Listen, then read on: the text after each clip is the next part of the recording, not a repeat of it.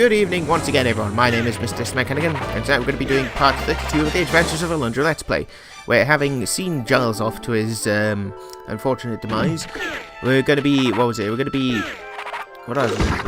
yes, we're going to be going to see what's going on with the, with the fairy pond. I think it's fairy pond. Basically, we're going to be going to the pond and seeing what exactly is going on with that whirlpool, as it is. It's going to be clearing the way here very easily. I wonder who puts 10 gilder into a giant stone that's not meant to be moved. I don't know. Anyway, there's a lovely little view of how the charge attack of the steel flail actually works in all of its lovely glory. Yes, apparently Alundra is strong enough to swing that thing around his head a few times. Guess that's why he needs to charge it. Anyway, normally, if we didn't have the Aqua Cape, we would be spat out of this whirlpool almost immediately. But for now, we get to teleport into the fairy pond. Yes, into the fairy pond. We don't need to have the Aqua Cape equipped, we just need to have it. And because there's lizard men all over the place, we're gonna be actually making use of the fire wand for once, which is always a good thing. I mean, we always use it whenever there's shielded enemies around, but today it's going to be finding a lot more use. Or tonight, whenever we're watching this. Whenever I'm recording this, rather. Anyway, I hope you guys don't mind that annoying whine, because it'll go away now. There we go. Anyway, thankfully, because of Olga's ring, they only take 2 fire hits to die, to fall over, or 3, or 1 if I do a charge attack. Normally they would take 3 hits, but yeah, you know how it goes. Anyway, I'm not very good with dodging that damage. It's kind of a stupid thing. But anyway, with those teleports are interesting teleports because technically they teleport, but we go underwater with them. And you know what happens when we're underwater? We can throw fire, as per usual. You know, wouldn't you throw fire underwater? Like Mario all up in this. Anyway, when we're underwater, we have a much higher jump. We have much better jumping instead of, you know, swimming capabilities. Otherwise, we'd be all over the damn shop. I think it's the fact that we're weighed down by everything. But yes, we're able to jump a lot higher. We end up moving a lot slower. Basically, we're also able to kick dust up while we're underwater because we're just that good at this. But essentially, we have what is essentially a moon mode going on here, because we're not really traveling through water. We're traveling through what is a thick gel. I mean, you can tell they're underneath something, but what it is, we can't tell. Anyway, since we can't continue onwards here, we're gonna get a nice little view of what exactly is going on down here as well. And as you may be able to tell, the square pillars are what we land on the higher floors, whilst the stalagmites, I think it's the stalagmites, the walls basically show where exactly we can and can't jump. We need to make note of that later, so it's easier to get around later on. Of course, I don't make a note of it because I'm not a very smart person, but hey, it's there. Yeah. As you can tell, they still throw fire all over these things, even though they block the path on the higher floor. But these sort of things happen. There's not much to be done on this particular area, and thankfully we are still able to run quite quickly. I do like as well. This shows being underwater. This shows you how often you could attack in a single jump. You know, you attack faster, so it's only a couple of frames, but by God, that is one hell of a frame. Oh, and bubbles you obviously get knocked off of bubbles when you're, if you collide with them while you're in midair. But anyway, probably to make sure you don't get stuck in the damn things. Anyway, back up to the higher floor we go with the annoying whine again. But anyway, there's 2 more teleporters we can take. One of which is our escape route for when things inevitably go bad, and the other which allows us to actually continue on with the area. I think that's the one we're going into. Yes, this is the one we're going into right now. And strangely enough, even though this is a fairy pond, some blighter has decided, hey, you know what we need around here? Let's have as many. Let's just have a bunch of spike balls. We've basically got fucking depth charges here. How powerful are they? Well, they're able to knock the rocks down from the ceiling to land on Alundra. Thankfully, though, they're easy enough to dodge because they're still very slow falling boulders. Anyway, there's not much to be had here. I mean, apart from this lovely life vessel. Thank you. What was it? annoying, not annoying, this is an amazing sound effect. Why would I say that? Anyway. We're going to continue back onwards up here. There's only, I think most of the other treasure chests in this area are herbs. So I hope you guys like herbs, because we're going to be seeing a lot of them. As, you know, no change there then, really. But anyway, as you can tell, we can jump up at about 3 blocks higher, maybe? Yes, 3. We can jump up 3 blocks instead of 1, which is always a good thing. I think there's even a show of a couple of interesting things you could do in this game later on, but that's later. As you can tell, this is very slow going, purely because of the whole. Oh man, you're traveling through very, very thick water. I'm pretty sure. I don't know. Now that I think about it, you do kind of move really slowly in water, and having it act as basically a lower gravity just kind of isn't the best idea in the world. I mean, it's cool, but it's not brilliant. Unfortunately, we do have to, go through this way in order to proceed with the game. And as you may have spotted, the lizard man just came out of the wall there, so you know where we're going to be going. Now then, this doesn't bear much on our location right now. Oh, excuse me. But this is going to be what will essentially be our escape route for when things go very bad. You can't tell from where we are right now, but it will be where we go when we want to get out of here. Why the hell was I running around all over the damn shop? I have no idea. There was probably logic to it, but it's been a couple of weeks, so I have completely forgotten what it was. Oh well. Anyway, let's slowly make our way to the next area. Whilst, of course, wasting all the health that we just picked up, because I am a genius. Oh, whoops! Knocked the table a little. And I'm pretty sure there are some people wondering why I didn't have this video combined with the other video, the video I uploaded on Thursday as well. Well, the reason is this: it was too damn long, and I felt that it would have had too much going on in it at once. Because what was it? Oh hey, someone has died. Oh hey, there's a lot of information happening. We need to go investigate someone. Oh hey, now we're going to go into the bloody fairy pond and see what exactly is going on there. It would have been a bit. I guess it may have been a bit too much. And, you know, I would have run out of breath very quickly. I don't know why I jumped there. Maybe I just wanted to see how high I could jump with a little hop. Or maybe I got bumped by the bubble. Anyway, as you can tell, or as you will be able to tell, that was the wrong way.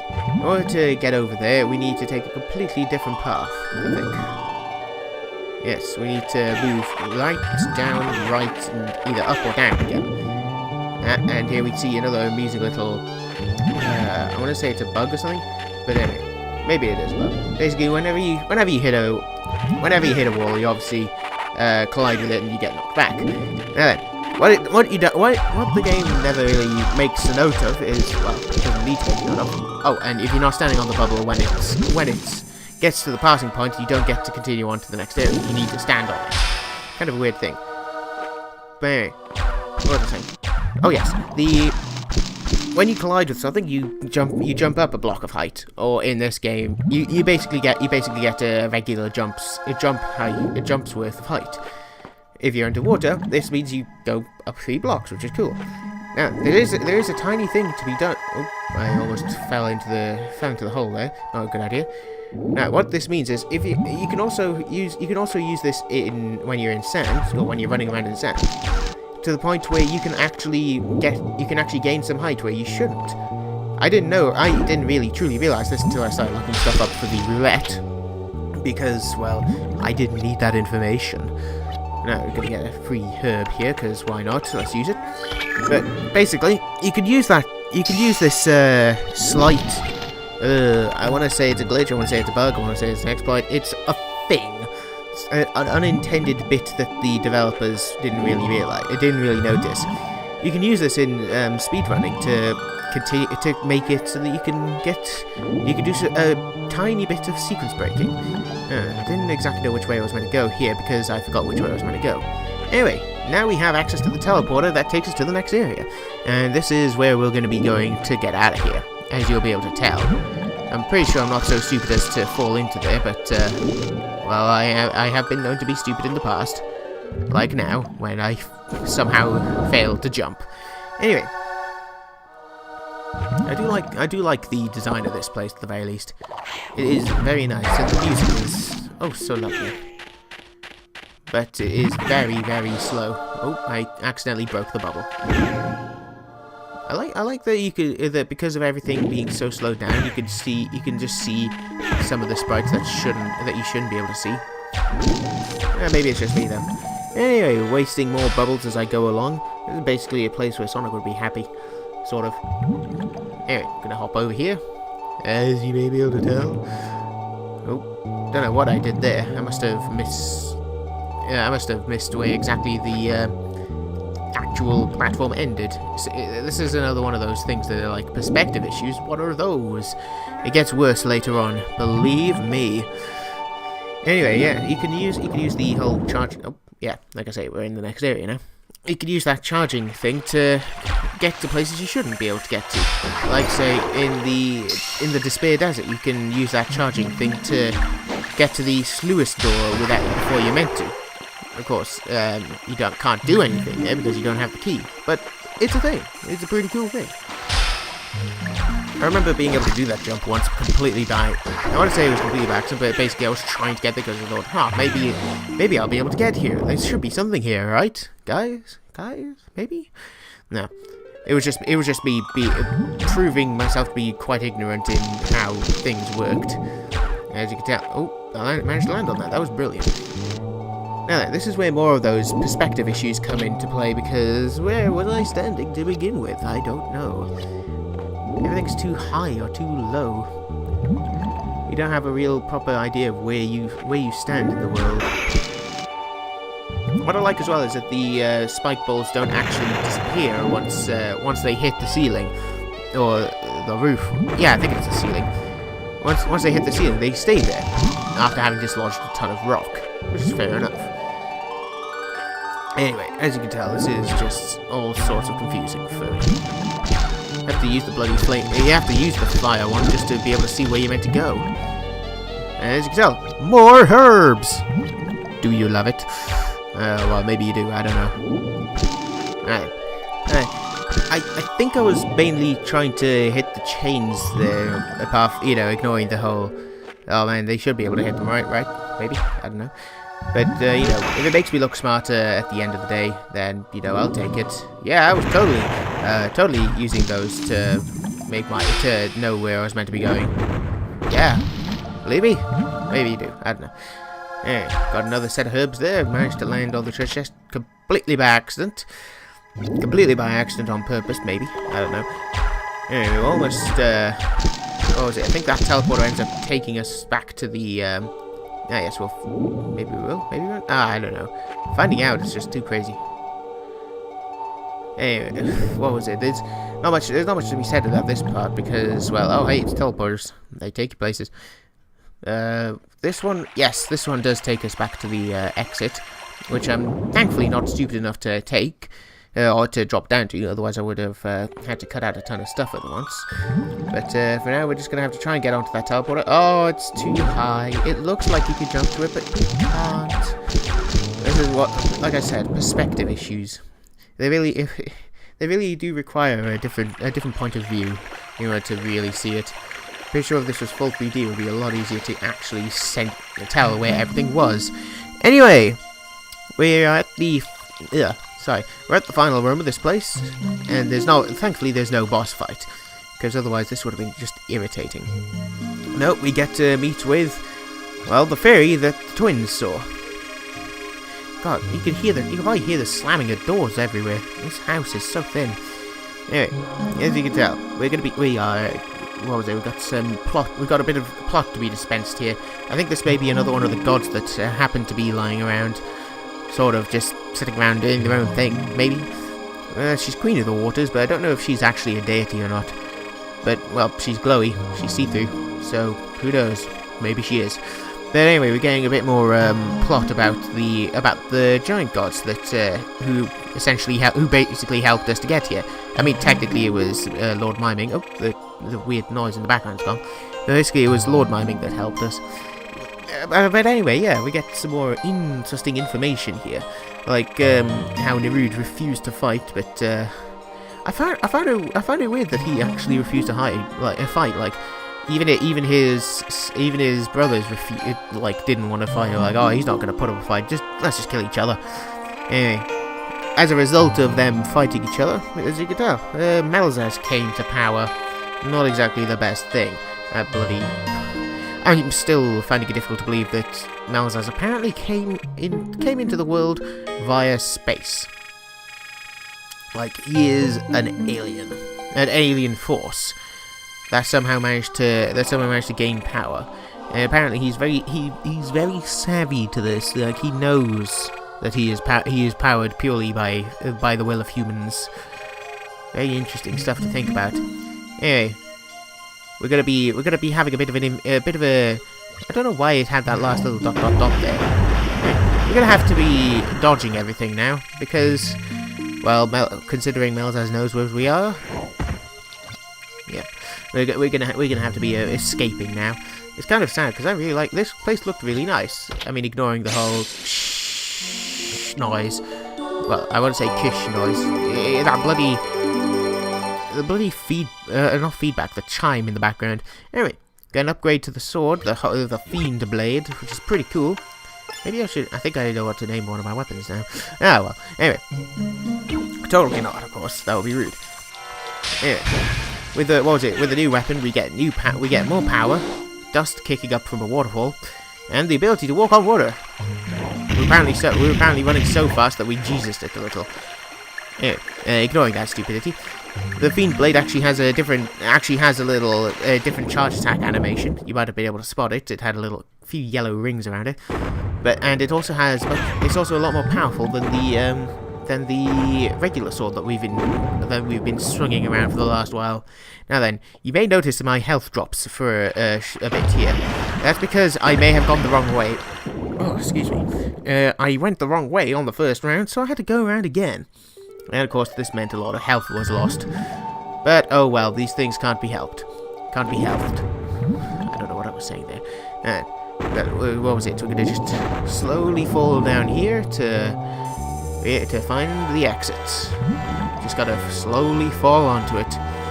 Why the hell was I charging an attack there? I am such an idiot. Anyway.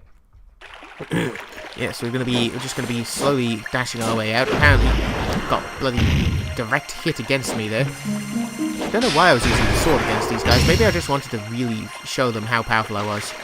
Or maybe I wanted to use the sword. I don't know. Anyway, these boulders are meant to be drop randomly, which is why I'm lucky that none of them have actually hit me so far, apart from that one there at the start. Why would I even waste my time on this guy? Oh yeah, money that I don't need. Anyway, we pause our way out of there, and the whirlpool closes up. That was the last they ever saw of the fairy pond. Anyway, with that done, let's go do some more exploration. There's stuff to be done. I forget exactly why I didn't cut this bit out. Maybe I thought I could fill up the commentary. You know, it's only 20 seconds, guys. It's not going to take much. But unfortunately, it does. Anyway, we're going to be talking to Nava first, and then we're going to be seeing if we can get something done about the broken armor piece that we've got. And finally, we're going to be seeing what was up with one of the houses earlier. Houses? Why did I say it like that? Houses. Anyway. But first off, we're going to be seeing Nava, who has some more cryptic bits of information for us. You just hear all of the fire turtles popping up out of their shells. And, yes, here we are. I wonder what he has to say. Ah, yes. Basically, here we have a hint as to why the next area is going to be a bit more difficult for us now. Basically, the Merg are a lot stronger and a lot smarter now. Rather than how they were in the mines and the Tarn's Manor, they are actually going to start mobilizing a bit better now. And they're going to have much more health and damage. They're going to have more health and damage to boot. Anyway, we're going to be doing a couple of fast forwards here, you know, to cut out some of the pointless moving around. I'm not entirely sure why I didn't cut this bit out. Maybe I just wanted to show exactly how I was getting to and from places. Anyway, we're going to be teleporting over to Lurvies, so we can get the banged up piece of armor banged up properly, or banged out. There's terminology I could have been using. So much better terminology. Now, normally, repairing this armor would cost us within the range of over 2,000 guilder.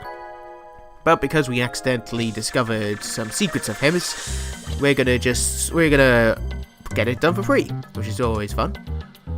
And we're obviously showing him what. Yep, here we are. He doesn't seem to know exactly what it is. He's just like, oh man, I'm gonna totally work on this. I don't even know what's going on, but fuck yeah, let's do work. Anyway, apparently I have secrets as well. Who knows? Who knew that? Anyway, we just have him sneeze on us. Very rude. Or blow his nose at us. Now we get a lovely little sound montage that I half expected this cat noise to play through. It's always the way. Hey, now we have some amazing armor. Alright, yeah, he does actually say banged armor. It's always brilliant. Anyway, we now get the amazing ancient armor.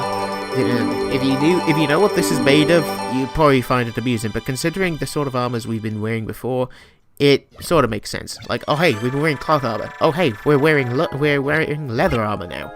What are we wearing now? Copper. You wouldn't be able to tell considering it's silvery in its color. I don't know. Anyway, we get some nice defense going. Get an extra strength elixir, which cost us a pittance. Like, I'm pretty sure that's not even like 0.1% of our current cash reserves right now. Anyway, we're going to be once again teleporting away from here off to what I think was the. Where was it? Oh yeah, basically we're going to be going to. God, why did I teleport out here? I should have taken the other one. Anyway, we're gonna be going to the. Oh, I like that. You can one-shot. I could one-shot slimes now. So much easier to deal with them when you don't have to hit them several dozen times across the bonds, if they even have them. Anyway, we're gonna be. Where was it? We're gonna be going to the cathedral, to the sanctuary. Check out a couple of things. What was it? I forget what Cephas has to say about everything. Ah, yeah, he doesn't seem to appreciate the Merg. Oh, well, okay, no, wait, so he actually does, sort of. I forgot about that. Whatever. I mean, considering they're being controlled by Malzaz, having them do that, having them attack is always a bit weird. Anyway, yes, we had Jess's Grave Marker, which is a brilliant title, actually, Artisan of Souls. And weirdly enough, Giles doesn't get a grave marker, as far as I remember, anyway. Like, I guess it's because he didn't leave a corpse? I don't know. Like they said, they didn't have anything to bury, so I guess they never really wanted to leave a marker. Kind of depressing, really, don't you think? Anyway, gonna having a quick word with Ronan, see what exactly he's feeling about everything.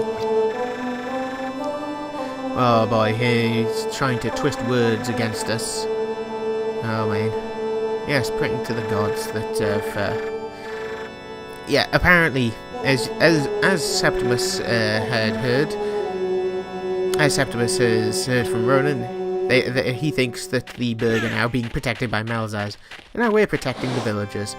Can you tell how this is going to go? You probably can tell. Hey. Let's with that done, we're just gonna have a quick detour to that house that was outside the I know a mine. I don't know what I was doing there. I think I was in the middle of trying to text someone. I have no idea.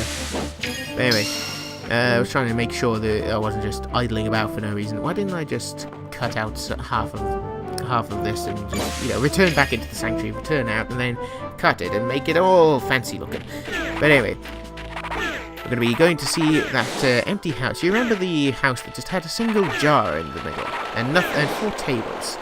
Well, after a while, someone decides to take up residence here. I forget exactly when, considering the last time I went there, it was empty, and that was when he was meant to appear. But I don't know, these things sort of happen at times. Anyway, someone else has taken up residence. He is, as you can tell, Kohei. He basically, if you want to hear the music in the game, this is where you come. This is where you come to do that. Well, you can hear it in game anyway. Lots of names that sort of make sense. That may make sense, but don't. I guess we're really out in this. I guess this place really is out in the sticks. Anyway, I don't know what that clicking noise was. Maybe it was just on my side. I like that the controller. It's so nice. Each of these plays different music, different pieces of music. I think they have like 8 tracks between them. It's a brilliant thing. And now, maybe the opening theme? Do I play this? maybe? I don't know. Come on, play it. There we go. Sounds slightly echoey, really. Maybe it's just the game itself. Alright, each of them plays almost immediately once you hold the square button for too long. I'm pretty sure the tracks have different names depending on what was it? I'm pretty sure the tracks actually have different names from their, what was it? Official soundtrack. But yeah. As you progress through the game, he gets more Victrolas, as he tells us now. Essentially, he thinks that from what we know, we'll be able to tell him some interesting tales, and he'll get some inspiration for better music. Anyway, this is pretty much all there is here. Oh, all of that adversity as well.